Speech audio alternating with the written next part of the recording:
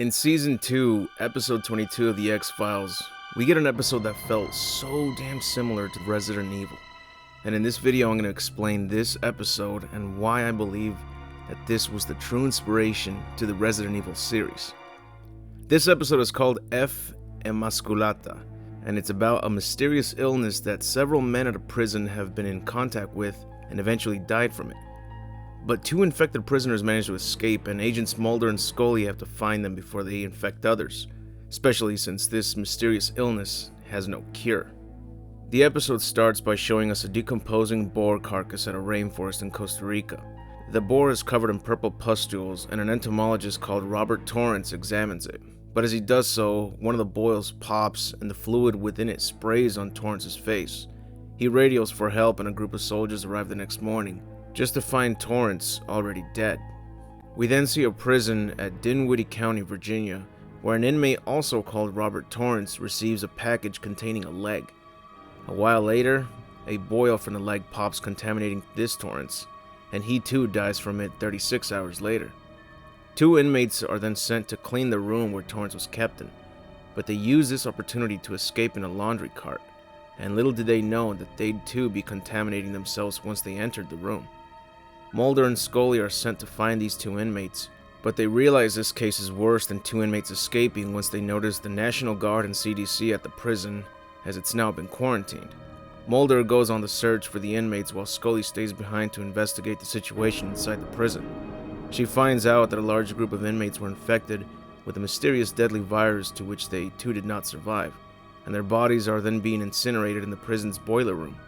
She examines the body of Torrance and is then interrupted by Dr. Osborne, who is a member of the CDC.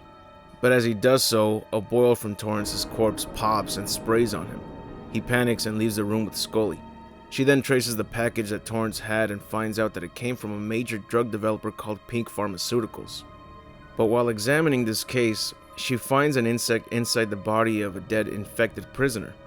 We then see that Dr. Osborne is showing signs of the illness, and he reveals to her that they work for Pink Pharmaceuticals, and they're researching a dilating enzyme produced by the insect she found.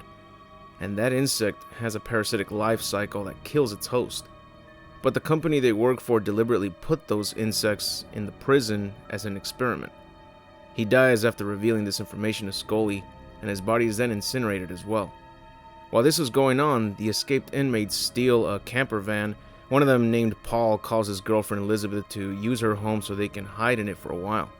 They knock out a gas station clerk and steal his car, but they ended up infecting the gas station clerk, and once Mulder and the CDC arrive at that location, he notices that the CDC biohazard team forcibly take the gas station clerk in a helicopter. This draws even more suspicion to Mulder, and he receives a call from Scully explaining what she has learned about the situation. One of the inmates, known as Steve, is in the later stages of the infection, so he's not able to keep moving, but they manage to reach Elizabeth's home, so she tries to help him, but as she does so, one of the boils on Steve sprays on Elizabeth now. So she's infected. Mulder and the marshals manage to track their location. They arrest her, but Paul gets away once again. Mulder goes over to confront Skinner about the situation going on and finds out that the smoking man is there as well. Mulder believes that he, along with Scully, have been deceived into taking the case without being informed of every important detail. He then questions Elizabeth about Paul's whereabouts, and she tells him that Paul was planning on taking a bus to Toronto. So Mulder and the marshals track down the bus heading to Toronto with Paul in it, but once he realizes that he's surrounded, he takes a kid as a hostage. But what's worse is that he's showing the major signs of the infection, like the boils that pop and infect others. Luckily, the marshals gun him down, but they do so right as he was about to inform Mulder of more information regarding the deadly virus. In the end, Mulder wanted to expose the truth about Pink Pharmaceuticals, but the smoking man and even Scully agreed that this would be a bad idea because it would only create mass hysteria and cause even more problems. The crazy thing is that this is based on the actual practice of pharmaceutical companies sending scientists all over the world looking to test plants and animals for medical use. And that was the episode of F. Emasculata. Pretty interesting, huh? But you can also see the similarities that it has with the premise of Resident Evil. I know, we can all just say that most movies or games regarding infected people can count as an inspiration of Resident Evil before it was made, but there aren't really any other shows that dove this deep into a story about a pharmaceutical company that deliberately infected people to experiment on them and then try to cover it up before things get out of hand. And not only does this episode have those similarities, but the signs of infection were very similar to the T virus. When we read the files and diaries of those who were working for Umbrella and documented their symptoms, they mentioned these boils that appeared on their skin. Their appearances were almost identical. And even when we see the smoking man for the first time in this episode, he is introduced in the shadows. And if you remember what happens when beating the mercenary mode of Resident Evil 3 Nemesis, we are greeted by a mysterious man sitting down with a briefcase, but his identity is covered just like it was with the smoking man in this scene.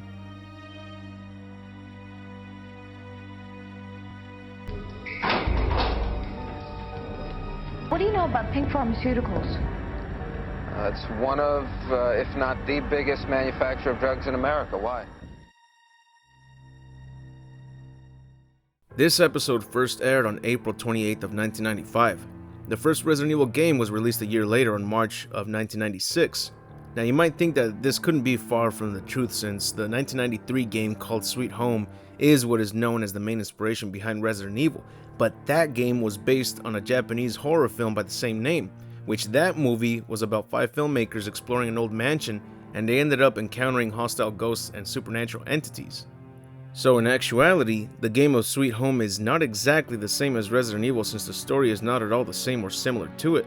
It may have the same premise of exploring a mansion, it may have those door-loading scenes, but the story is not even close to identical. It has been mentioned that Resident Evil's early development stages were around 1993, but we don't have any proof of that, unless you want to count that first-person image of a zombie, but I don't think that the story was already fully written at that point. Perhaps they had a different premise in mind. Since it was originally going to be a first-person shooter, then chances are that it was just going to be another 3D shooter like Doom and its many clones, since most of those games were like that at the time. Now, coincidences could be a thing in this case, but I firmly believe that this X-Files episode was what truly inspired Shinji Mikami and his development team to create the story for Biohazard, aka Resident Evil. And he simply used some of the gameplay elements and environments that he liked from the Sweet Home game, which again, was based on a movie about ghosts and supernatural enemies. And besides this episode feeling a lot like Resident Evil, the series itself could be the inspiration to the start of the game franchise. I mean, X-Files is all about trying to uncover the truth, solving cases, and not about gunning down everything in sight. And is it just me, or does Chris and Jill represent Mulder and Scully? Their personalities are almost identical, at least for Jill Valentine, and I'm talking about classic Jill from RE1, 3, well, 1 and 3. Not Revelations Jill, or RE5 Jill, or 3-Make Jill.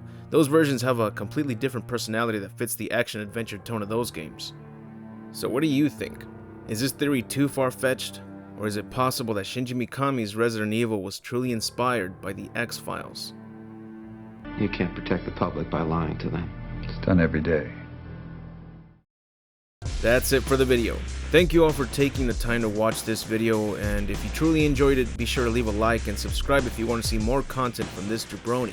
I cover lore videos, facts, movies, and game reviews, all based on my favorite franchises such as Resident Evil, The King of Fighters, Mortal Kombat, Celebrity Deathmatch, The Mask, Dragon Ball, The Terminator, TMNT, and more.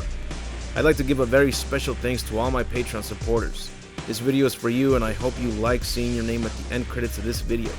And if you too would like to see your name at the end of a new vid, be sure to join my Patreon, where you also get to receive exclusive videos and updates such as new art panels for my Resident Evil Outbreak comic that I'm working on. Anyways, I'll see you all in the next video, and remember to have an awesome day.